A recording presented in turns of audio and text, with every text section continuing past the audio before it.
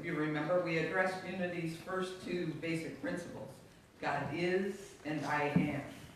All the rest of the principles rely on these two. Well, actually, the first principle is the primary foundation of faith, which even the second principle depends upon. It's represented in our statement of faith, and I invite you to affirm it once more with me today. There is only one presence and one power in the universe, God the good, expressing as infinite God beyond us, intimate God beside us, inner God being us, divine love in action. In other words, as we said last week, there's only God. It's one of our joy songs we often sing. There is no you, there is no me, there's only God that I can see. In essence, unity, meaning everything is an expression of this one presence and one power.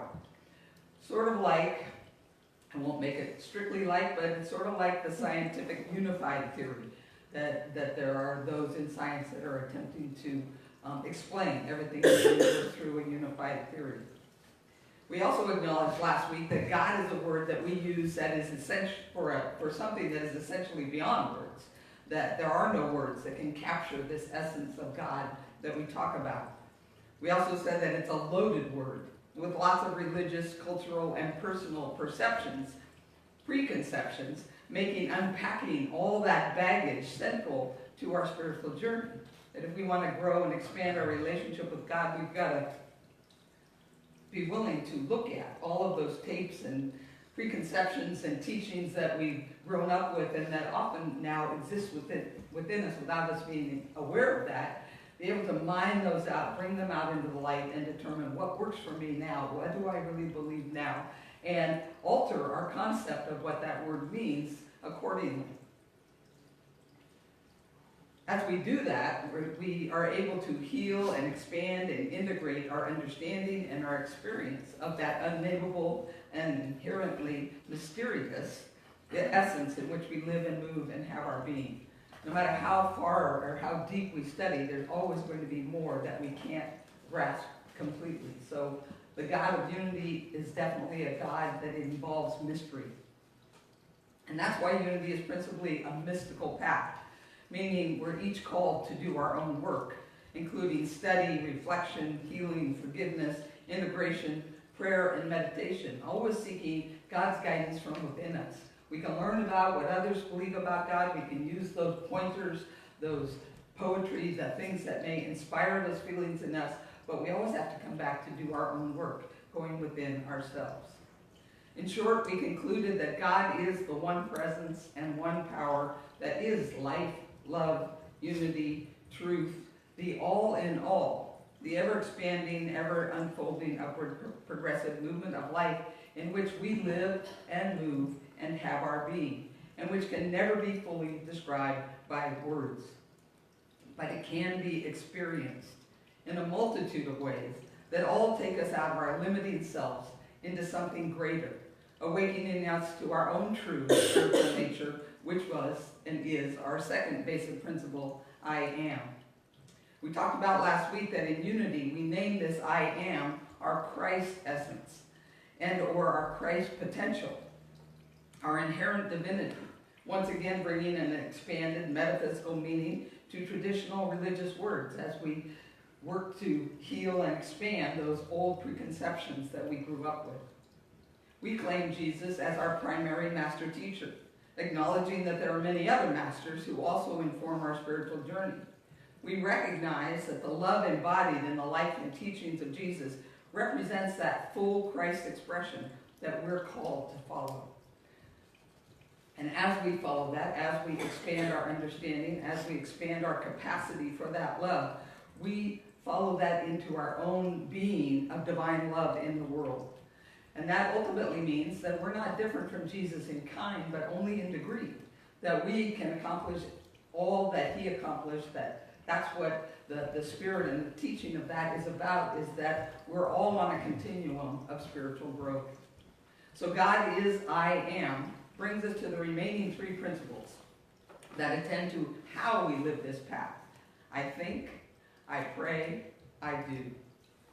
Unity teaches that as expressions of, in essence, made in the image and likeness of the one presence and one power, which we also call in unity divine mind, we too are creative beings. We have the capacity to manifest our thoughts into demonstration, in essence, from the invisible to the material realm. Additionally, as mind beings, we bring meaning to our lives through our thinking, and thus determine our life experience. So this principle actually involves two parts. One, the limited yet powerful capacity to manifest our thoughts into demonstration, and two, the potentially unlimited power to determine our life experience by determining what kind of meaning we give to life's events and circumstances. Both of these are true whether or not we're aware that they're true. We are always manifesting our thoughts, and we are always determining our life experience through our thinking. Most of us, however, live a good part of our lives on autopilot. Anybody relate to that? Interestingly, you couldn't relate to that concept unless you also knew what it meant to be off of autopilot. There are a lot who live their lives on autopilot and have no idea that that's what's going on. When we're on autopilot, we're in reaction to life, and it seems like life is happening to us, that it's out of our control. The spiritual journey is about waking up to that observer self that can recognize when we're on autopilot or when we've lifted our consciousness above that. I call that the level, and others, I didn't name this, but it's often called the level of meta consciousness. In other words, human beings are conscious like all other living beings. We're also meta-conscious in that we're aware that we're conscious. But there's a third level of consciousness. There's a meta level of consciousness where we literally become an observer to our own reactions, to our own thoughts, where we have that opportunity to pause. What we generally experience as exercising our free will is, according to the latest neuropsychology, actually largely determined by a combination of our nature, in essence our brain structure and biology, and nurture, the combined effects of outside influences, including chemical and psychosocial factors like how we were parented and such, what the environment was in our infancy and our young childhood.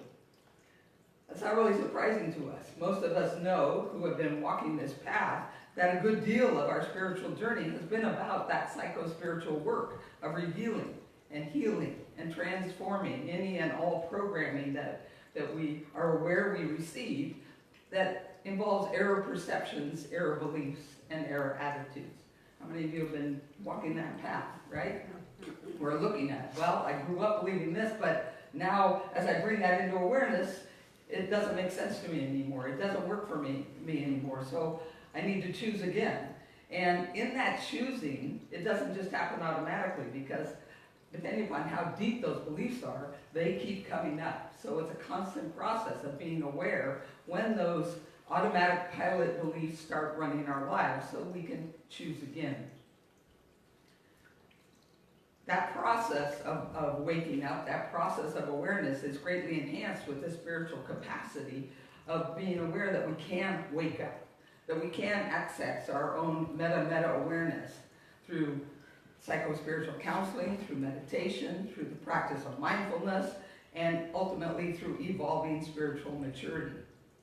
Now there's also a growing scientific perspective with all of our increasing capacity to study the brain and watch how the neurons fire and all that sort of thing, that has concluded that consciousness doesn't exist outside of the brain.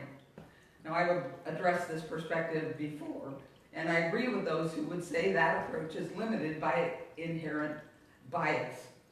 In essence, the scientific bias that only looks at the world from third-person perspective. A couple of explanations of that are such as we talked about one time, that the hard problem of consciousness, as explained by David Chalmers, is the noted dilemma of science with its objective third-person picture of a world attempting to explain phenomenal consciousness, which involves first-person experience that is inherently subjective. There's also extensive neuropsychiatric research into NDEs, which are near-death experiences, that has concluded that consciousness is an independent, inherent property of the universe, some might argue, like we do, the unifying property of the universe, which our brains merely filter. They don't create it, and so when our brains die, it dies. Our brains receive consciousness, connect to consciousness, filter consciousness, and it works through our lives in much the same way that our brains process sound and light and such that exist separate from us. When we die, the sound and light don't go away, nor does consciousness. So when the death of the brain happens, it's not the end of consciousness, but rather just the end of that particular receiver. But this is a science spiritual rabbit hole that I spent many hours in over this last week, and it's endless. So I want to get back to the more practical application of our principle, I think, mind-action principle, and it can be proven effective, even transformative in our daily lives. So we work from our practical experience. One can't deny that the more self-aware, awake, and mature we are, the more we're able to create our lives and our life experiences. Now, I use that idea, that concept of spiritual maturity here to describe the process of becoming masters, of becoming Christ beings, increasingly aware, compassionate, forgiving, understanding, equanimous, embodying generosity of spirit, wisdom, and integrity. In essence, that what we strive for, the highest and best, that we're not there yet, but that we see embodied in Jesus and Buddha, and to a fuller degree than ourselves, the Dalai Lama and Bishop Tutu and others who we look up to as guides. Being spiritually mature, however, doesn't grant us unlimited power over our lives or over life in general. First of all, of course, life happens. We all experience loss. We all physically die. We're all affected by diverse people, social systems, and circumstances. So even to the most conscious, the most loving beings, life happens. Yet it's evident that those possessing spiritual maturity not only more easily and successfully navigate life's often unpredictable unfoldings, but also possess more personal agency. In essence, the capacity to originate, direct, and influence others and actions for a given purpose. Is that how you experience the world? Those are the people we look up to. That's why people follow the Dalai Lama, because they, even in all of the crisis and all of the tribulations he's gone through, he's able to still exhibit this love and groundedness and wisdom. Additionally, as clearly evidenced by history, the most spiritually mature individuals are often those that endure the greatest tribulations because they make courageous choices. They stand for and in truth. They confront fear. They serve those in need. They challenge the status quo. In essence, they put the greater good before their own personal good and comfort. And for that, they often pay a worldly price. However, even in that process of paying that price, we can witness that they create and experience greater purpose, satisfaction, spiritual fulfillment, inner peace, love, and joy in their lives. We watched this last week as we saw individuals take stands of consciousness for which they're now paying worldly prices in our political realm. And yet, you can watch and know and identify with when we do what's right within us. Even if we suffer worldly consequences, we don't suffer the torture of knowing we've gone against what we believe is to be right or true.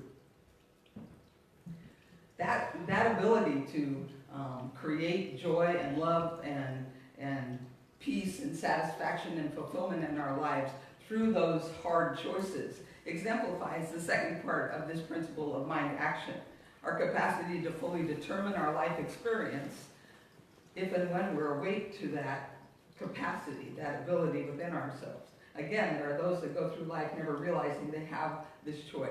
They haven't ever awoken to the place. They still feel like life is always happening to them.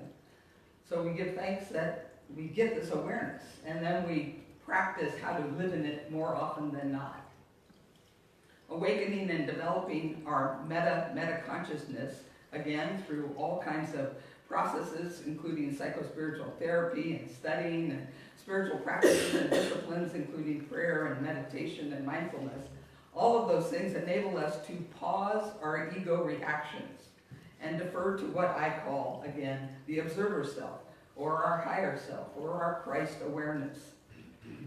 It's in that pause, it's in that capacity and awareness to say, to take a deep breath, wait a minute, this is really the path I want to go down. We have an opportunity in that place to exercise free will, to step out of all of our programming and all of our habits and all of our fears and choose to override our ego and biological programming.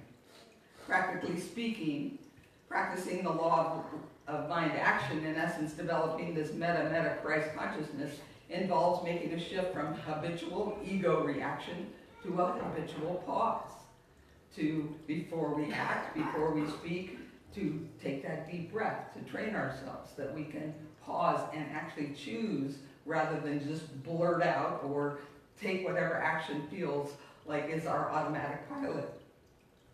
When we take that pause, we can assess what beliefs and attitudes are running us in this moment. We can ask ourselves, so how's that working for me? And if it's not working for us, if we're experiencing a lot of turmoil and pain, we can choose a different path. We can choose, for example, when we're feeling cynical and miserable from our cynicism, we can recognize that cynicism is just choosing to be right rather than happy, rather than opening ourselves to vulnerability and risk. We just are cynical and we stay protected, but not happy.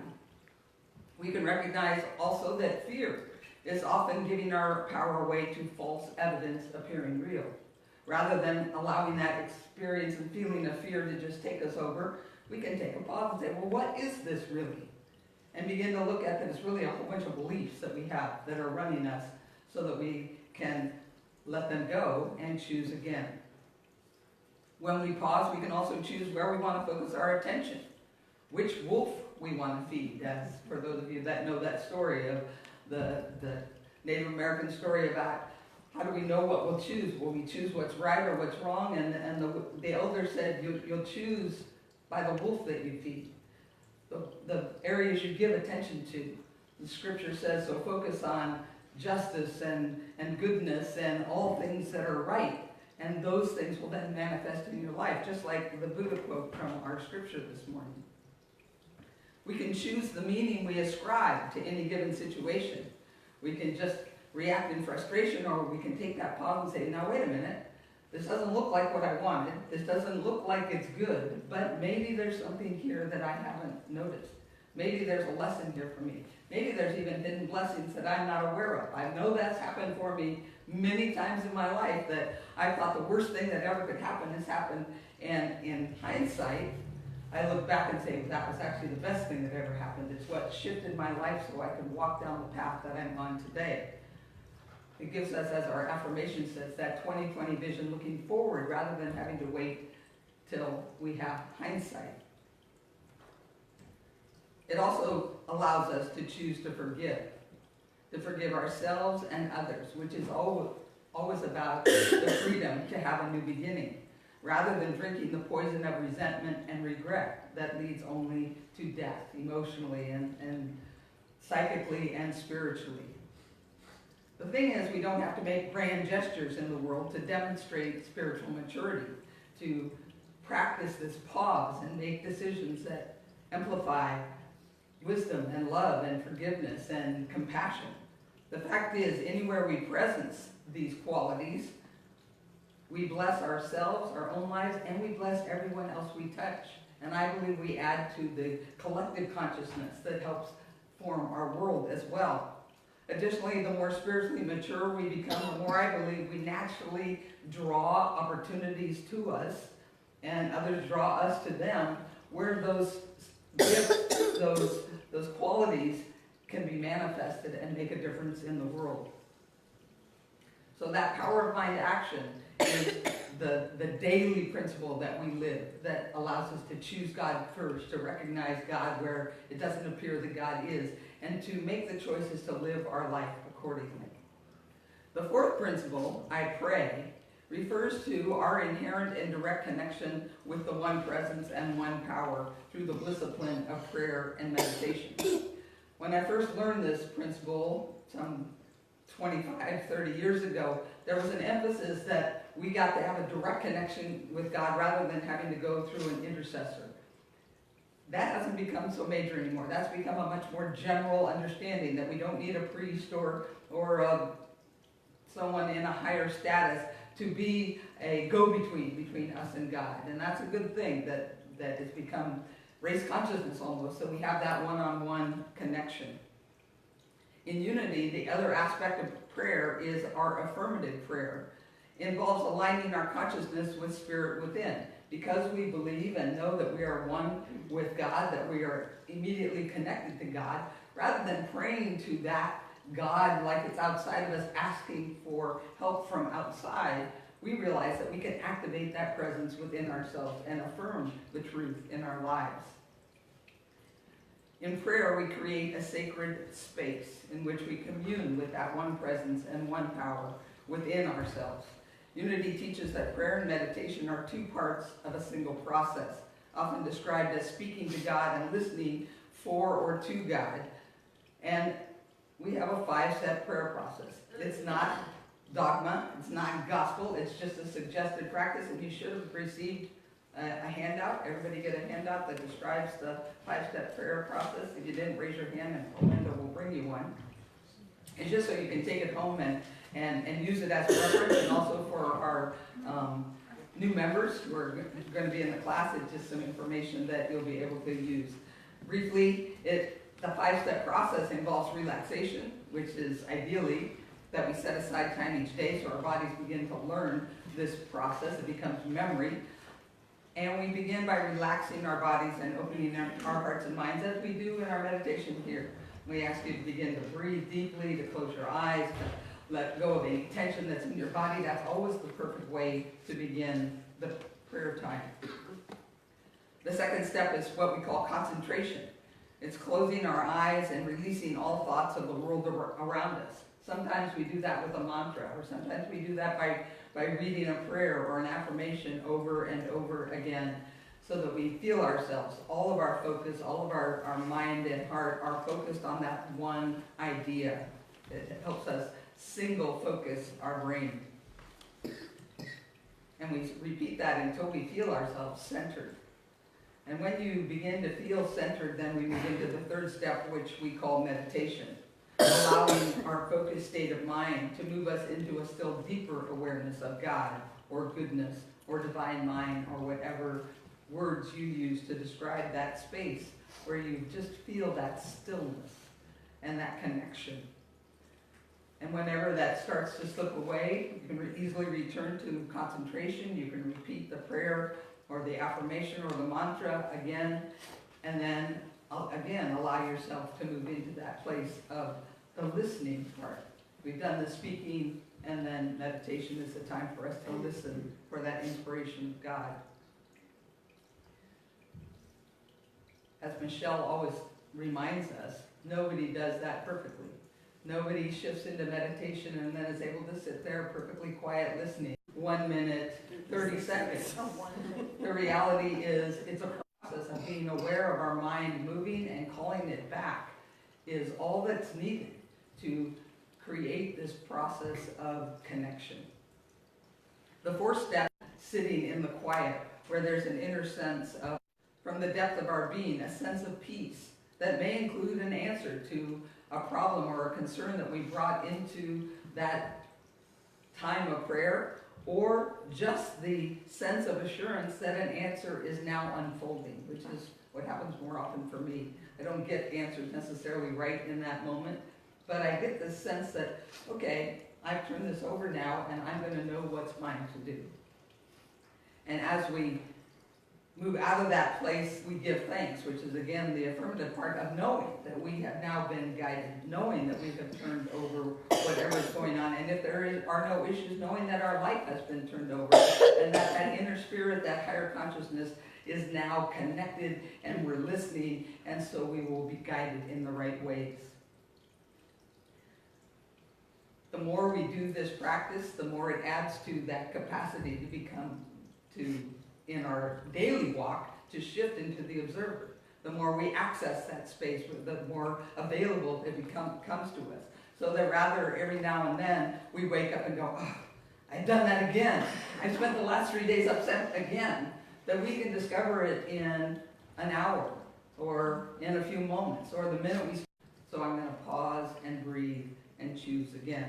So all bringing us to our fifth and final principle, I do, which is both the realization that these principles have practical application in our everyday lives and a commitment to expand our capacity to live them through the ongoing development of our spiritual maturity.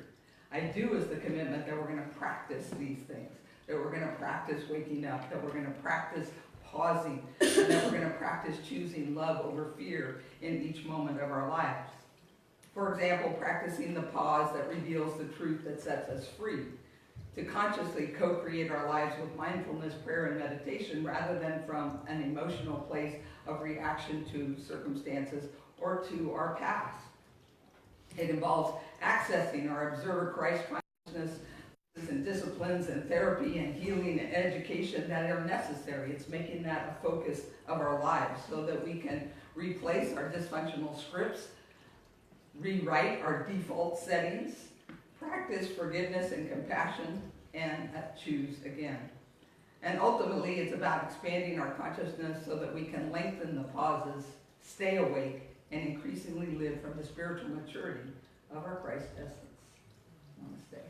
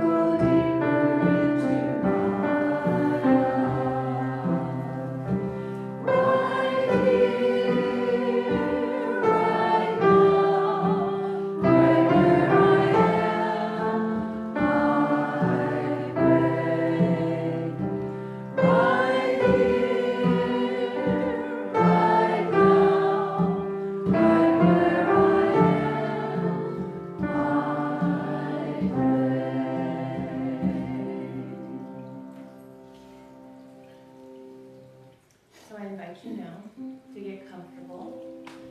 If it's comfortable, uncross your legs, set aside anything you might be holding in your hands. Put your feet flat on the floor and begin to become just aware of your body sitting here. And begin to take some slow, deep breaths. Breathing in Holding for just a moment and breathing out slowly. And again, breathing in deeply, filling up your chest and lungs with air, and slowly releasing. With each breath, feeling yourself relaxing more, letting go, perhaps sinking deeper into your seat, feeling your shoulders begin to relax, your jaw unclench, just beginning to let all of that tension that we hold in our bodies, let it go. Begin to gently release all of the outer distractions, what's going on around you, the thoughts that are going through your mind, the concerns that you brought in here with you today. Just gently release them. Or you can even imagine yourself setting them on a shelf next to you, knowing that you can pick them up when we are finished. And for just a few moments, just bring your awareness to the simplicity of your body sitting here, breathing. Relaxing as you receive the in-breath, and relaxing and letting go as you exhale. Just very simple. Just noticing your breath. Breathing in and breathing out. Breathing in and breathing out. And when a thought or thoughts pop into your mind, as they inevitably will, you can just say to yourself, thinking, or planning, or ruminating. But you don't have to think about it too much. In that moment when we realize we've been lost in thought is when we have a chance to practice kindness and compassion and love for ourselves. So we don't beat ourselves up. We don't say, oh gosh, I'm doing it again. We don't curse the brain or the monkey mind. We simply say, oh, there I was thinking again, and we let it go. And come back to the breath. And we can do that as many times as we need to. The goal of meditation is not to stop your thoughts. That won't probably ever happen. The goal is for us to become aware of our thoughts and choose each time that happens to come back to our breath. It's really very simple. Just breathing in and breathing out. That's all you have to do. Breathing in and breathing out. And it's in this place of concentration and relaxation and meditation that we begin to realize that we are not our thoughts. That we are having thoughts, but we are not our thoughts. And that's the magic realization that Vicky was talking about. So as you continue to sit here, just being aware of your breath, you can say to yourself, I am waking up. I am waking up. I am becoming aware that my thoughts are not reality. That each time I become aware, I have a chance to choose. I have a chance to use my God-given ability to create my life from the inside out. I have the choice to let go of thoughts that don't serve me and bring my thoughts back to the truth that I know, that there is only one power and one presence in the universe, God the good, and that I am made in the image and likeness of that God. And that's the magic realization. So I invite you to just rest for a few moments, breathing in and breathing out in the silence.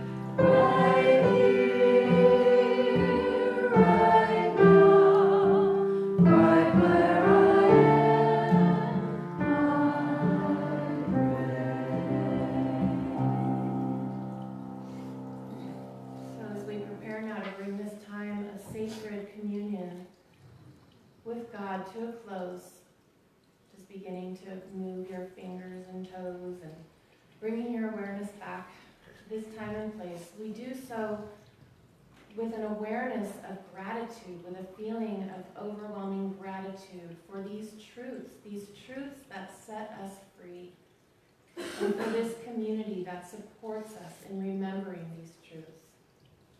And so, with our hearts full of gratitude, we say, thank you, God. Thank you, God. And so it is. Amen.